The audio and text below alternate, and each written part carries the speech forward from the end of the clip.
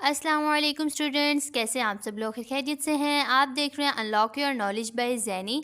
Pakistan navy sellers jobs 2025 की अभी Pakistan navy की जॉब्स अनाउंस हुई थी। काफ़ी ज़्यादा स्टूडेंट ने उसमें अप्लाई किया। नेक्स्ट अब उनका रिटन टेस्ट का प्रोसीजर स्टार्ट हो चुका है, क्योंकि अब उनको रिटन टेस्ट की तैयारी करनी है ताकि उनका पेपर बहुत अच्छा हो। इंशाल्लाह ज़रूर पास होगा। कमेंट में इंशाल्लाह ज़रूर लिखिएगा। नेवी टेस्ट प्रिपरेशन है, पेपर में यही सवाल होंगे इंशाअल्लाहुल अज़ीम। आपके साथ पार्ट नंबर 3 को डिस्कस किया जाएगा। इससे पहले हमने पार्ट नंबर 1, पार्ट नंबर 2 और टेस्ट सिलेबस भी हमने डिस्कस किया है। वो भी आप जाकर जल्दी जाकर चैनल पर वीडियो दी गई है, वहाँ जाकर देख लें। नेक्स्ट आप पार्ट नंबर 3 की तरफ आइएगा। पार्ट नंबर 3 में हम आपके साथ इंग्लिश, मैथ्स, फिजिक्स, इंटेलिजेंस और जीके के क्वेश्चंस को डिस्कस करेंगे, जो कि most important, most repeated MCQs हैं आप सब स्टूडेंट्स के लिए। वीडियो को लास्ट तक देखिएगा ताकि कोई भी ऐसा मोस्ट इंपॉर्टेंट एमसीक्यूज़ है जो कि पेपर के लिहाज से मोस्ट इंपॉर्टेंट हो, वो आपसे स्किप ना हो जाए, क्योंकि आपका पेपर जो है वो कंप्यूटर बेस्ड होगा। टाइमिंग आपकी स्क्रीन पर ही होगी और आपने क्वेश्चन के आंसर लगाने होंगे। बाकी हम चलते हैं अपने क्वेश्चन की तरफ। फर्स्ट क्वेश्चन है, what comes next in the series 2, 6, 12, 20। Series में आगे क्या आता है? आप ये इंटेलिजेंस पोर्शन का आपका क्वेश्चन है पढ़ा, तो आपको ये करना होगा। तो अब आपने माइंड के साथ अपने ये सॉल्व करना है कि इसके ऑप्शंस हैं 28, ऑप्शन बी है 32, ऑप्शन सी है 30, ऑप्शन डी है 34। करेक्ट आंसर है 30। अब ये 30 किस तरह से आया, अब आपको मैं बताती हूँ किस तरह से आया। 2 के अंदर हमने 4 मिक्स किया, यानी मिलाया, ऐड किया तो 6 बना। 6 के अंदर हमने 6 ऐड किए तो 12 बने। 12 के अंदर हमने 8 ऐड किए तो 20 बने। 20 के अंदर नेक्स्ट अब हम 10 ऐड करेंगे। ये मैंने आपके साथ इसका सोल्यूशन रखा हुआ है ताकि आपको पता चले।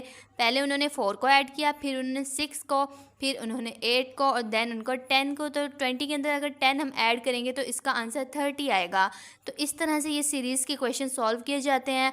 इंशाल्लाह आपने बहुत ही अच्छे तरीके से इसको माइंड में रखना है, इनके प्रोसीजर को किस तरह से इसको सॉल्व करना है, क्योंकि टाइमर आपके साथ ही आपकी स्क्रीन पर होगा और आपने जल्दी जल्दी इनको सॉल्व करके नेक्स्ट क्वेश्चन की तरफ मूव करना है।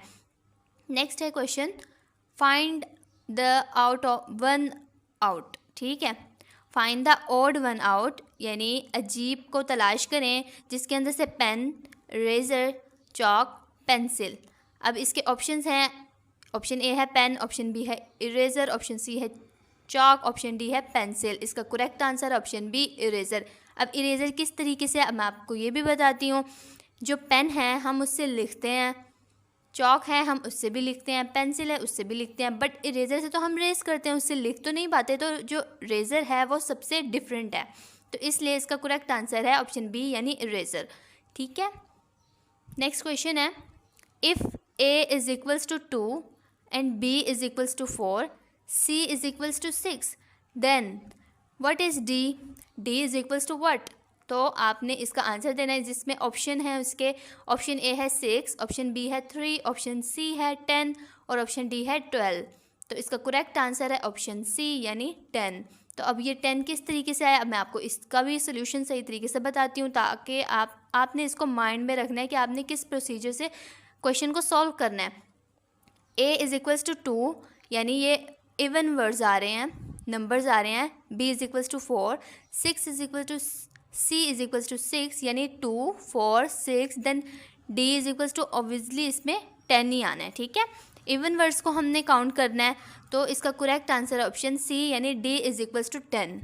ठीक है, नेक्स्ट क्वेश्चन है हमारा, जी क्वेश्चन नहीं बट आपको ये मैं बताती चलूँ कि all type of information are available. ये हमारा व्हाट्सअप नंबर है, आप इस पर कांटेक्ट कर सकते हैं अगर आपने ऑनलाइन प्रिपरेशन करवानी हो, जॉब्स के रिलेटेड ऑनलाइन अप्लाई करवाना हो, पीडीएफ और नोट्स चाहिए आपको अवेलेबल कर दिए जाएंगे।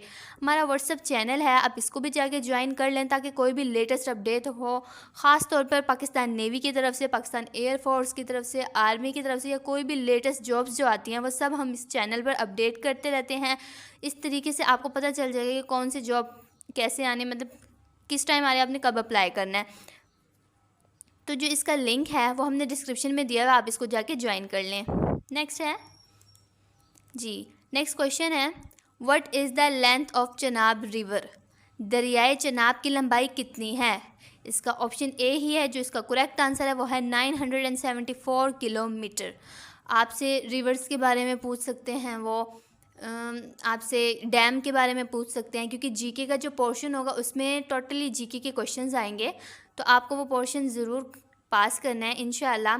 क्योंकि आप ये देखें, आपका ना कंप्यूटर बेस्ड पेपर होगा, तो कंप्यूटर बेस्ड पेपर में आपके पास पोर्शंस बने होंगे। अगर आप इंटेलिजेंस के पोर्शन को क्लियर करते हैं देन आप नेक्स्ट पोर्शन की तरफ जाएंगे। अल्लाह ना करे आपका फर्स्ट पोर्शन कंप्लीट नहीं होता तो आप नेक्स्ट के नहीं जा सकते, तो फेल कंसिडर होता है स्टूडेंट, ठीक है। तो अल्लाह ना करे आप इंशाल्लाह ज़रूर पास होंगे। कमेंट में इंशाल्लाह ज़रूर लिख दीजिएगा। तो आपको बताते चलें कि आपने रिवर्स के बारे में याद करना है, आपने डैम्स के बारे में याद करना है। इसके अलावा जो उनसे ये मैं आपको वो टॉपिक्स बता रही हूँ जो कि लास्ट टाइम पेपर्स में आ चुके हैं, ठीक है। तो आपने कैपिटल्स भी याद करने हैं, ये आपको फिंगरप्रिंट्स पे आने चाहिए। नेक्स्ट है question, what comes next in the series 5, 10, 17, 26। Series में आगे क्या आता है? इसके ऑप्शंस हैं, ऑप्शन ए 36, ऑप्शन बी है 39, ऑप्शन सी है 37, ऑप्शन डी है 42। इसका करेक्ट आंसर ऑप्शन सी 37। अब ये 37 किस तरीके से आया, मैं आपको ये भी बताती हूँ सोल्यूशन इसका। 5 के अंदर हमने 5 को ऐड किया तो 10 आए, 10 के अंदर हमने 7 को ऐड किया तो 17 आए, 17 के अंदर हमने 9 को ऐड किया तो 26 है। अब हम 26 के अंदर 11 को ऐड करेंगे तभी हमारा जो आंसर है वो 37 में आएगा। अब आप देख सकते हैं पहले जो इससे पहले मैंने आपको क्वेश्चन करवाया उसमें हमने इवन नंबर्स को काउंट किया है, यानी ऐड करते गए। इसमें हमने ऑड नंबर्स को ऐड करते जाना है, ठीक है। इसी तरीके से आपके ये सीरीज़ के क्वेश्चन होंगे, आपको आना लाजमी है। ये टॉपिक, ये वाले सीरीज़ के क्वेश्चन तो आपने ज़रूर याद करके जाने हैं। याद कर लो या फिर शॉर्ट टाइम में बंदा याद ही कर सकता है, तो आपको इसको माइंड से अच्छी तरीके से प्रिपेयर करके जाना है। अच्छा, लास्ट में जो इवन वर्ड्स थे वो ऐड किए जा रहे थे, इसमें ऑड नंबर्स ऐड किए जा रहे हैं। तो अगर हम 26 में 11 को ऐड करते हैं तो 37 इसका आंसर आता है, जो कि करेक्ट है, ठीक है। नेक्स्ट क्वेश्चन है हमारा, if cat is coded as DBU, what is dog coded as? जी ये मेन है। इसके ऑप्शन है EPH, ऑप्शन बी है DPH, ऑप्शन सी है YUI, ऑप्शन डी है EPI।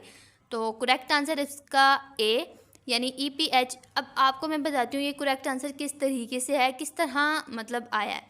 तो अब आप देखेंगे CAT, कैट, इस तरह के क्वेश्चंस भी आएंगे। अब आपको मैं ट्रिक देती हूँ कि आपको अपनी ABC की काउंटिंग्स अच्छे तरीके से याद करनी है, ठीक है। लाइक A 1 पे आता है, B 2 पे आता है, C 3 पे आता है, तो ये भी आपको टेबल पूरा अच्छे तरीके से याद आप करके जाएंगे। तो इस तरह के जो क्वेश्चंस होंगे आप ऐसे ऐसे सॉल्व करेंगे, ठीक है।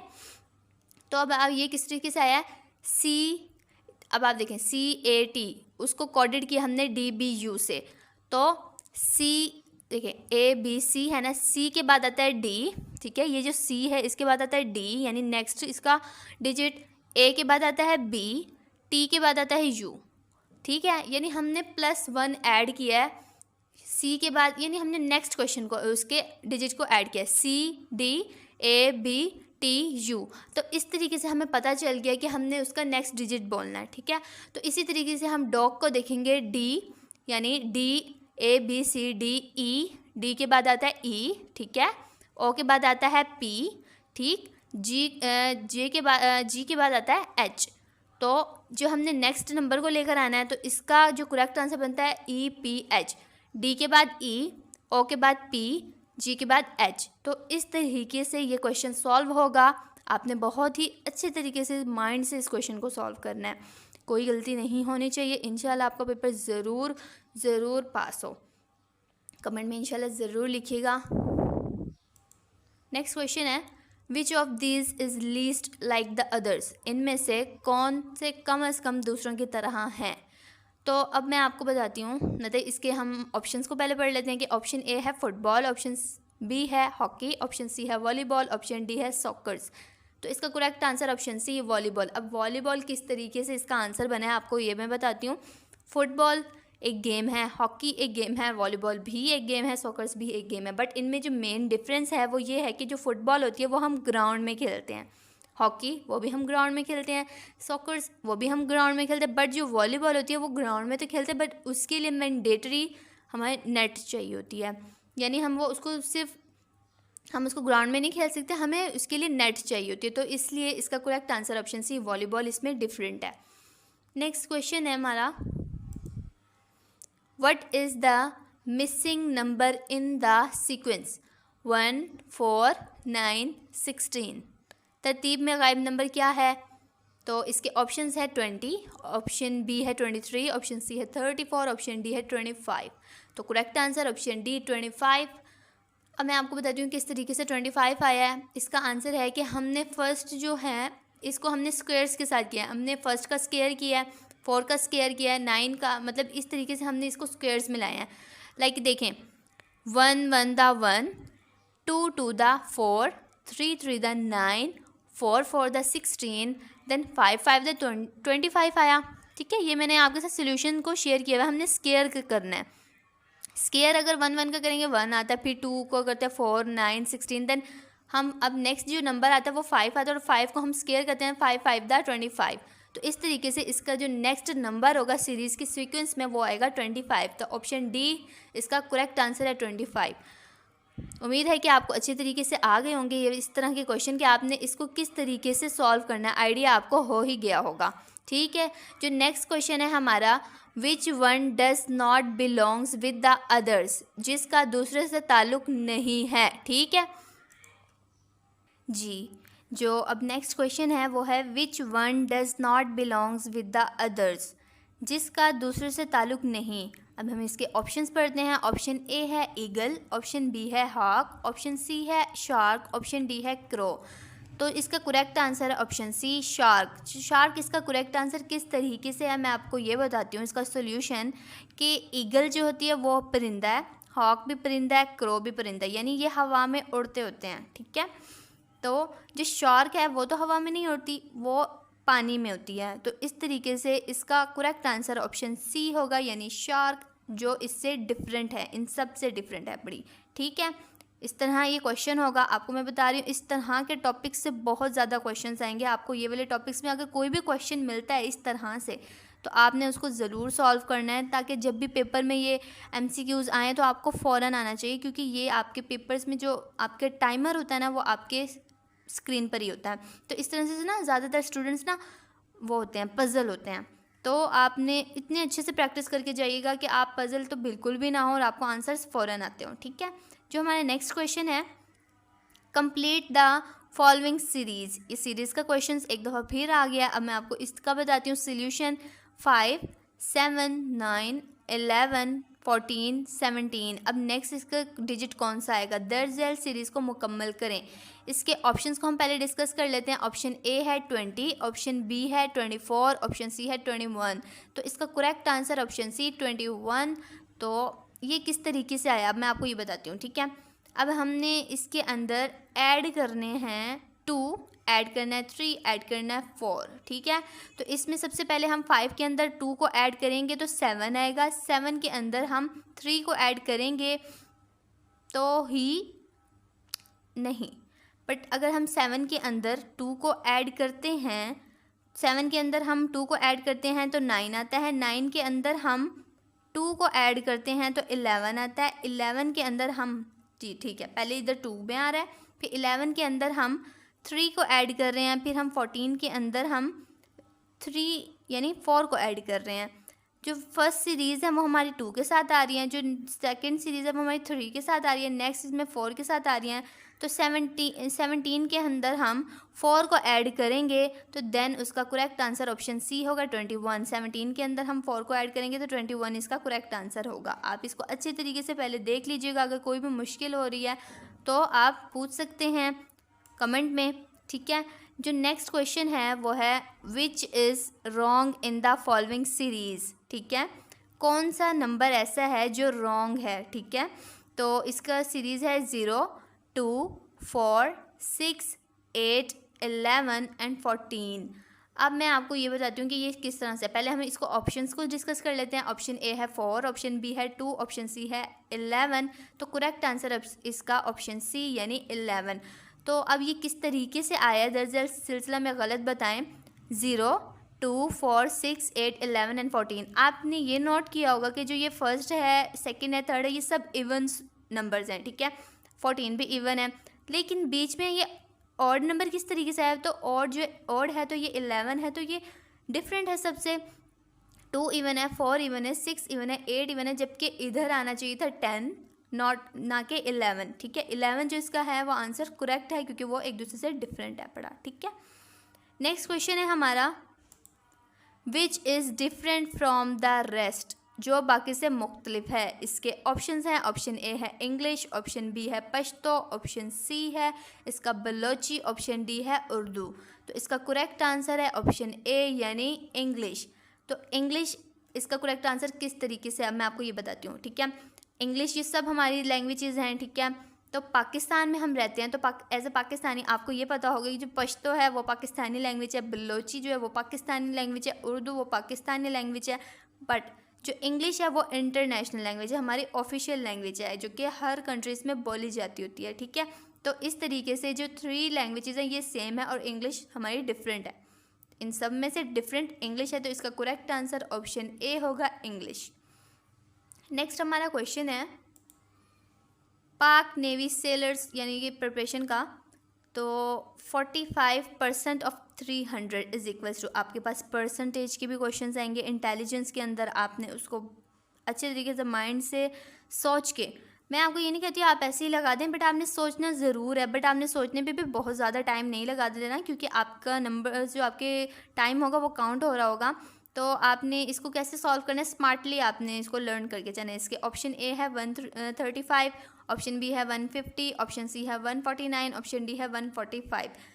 लेकिन ये आपको मैं आपको पहले ये बताती हूँ, ये जो क्वेश्चंस हैं ना ये लास्ट दफ़ा पेपर्स में आए हुए हैं, ये उन्हीं पेपर्स के ही क्वेश्चंस हैं, तो आप इसको अच्छे तरीके से पढ़ के जाएँ क्योंकि ये क्वेश्चंस वही जो अपने ये 5 ईयर में क्वेश्चन होते हैं वही ये ना दोबारा चलते रहते हैं।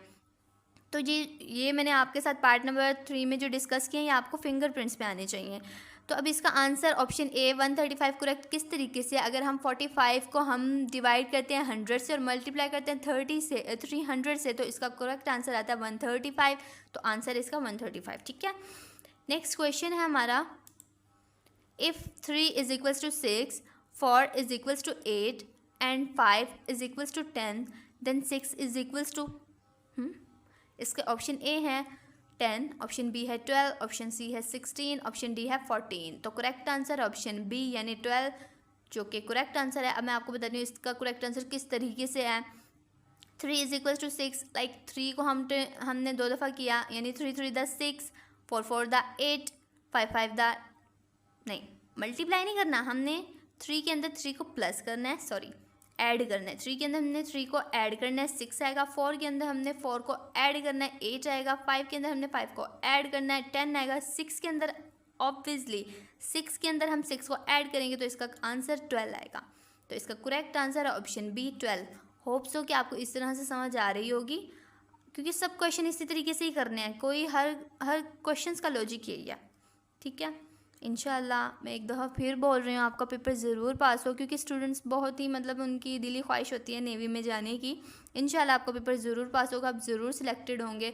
कमेंट में इंशाल्लाह ज़रूर लिख दीजिएगा। अगर आपको फिर भी कुछ समझ नहीं आई तो आप हमें कमेंट कर सकते हैं, आपको रिप्लाई दे दिया जाएगा, ठीक है। मैं अपने हर कमेंट का रिप्लाई देती होती हूँ।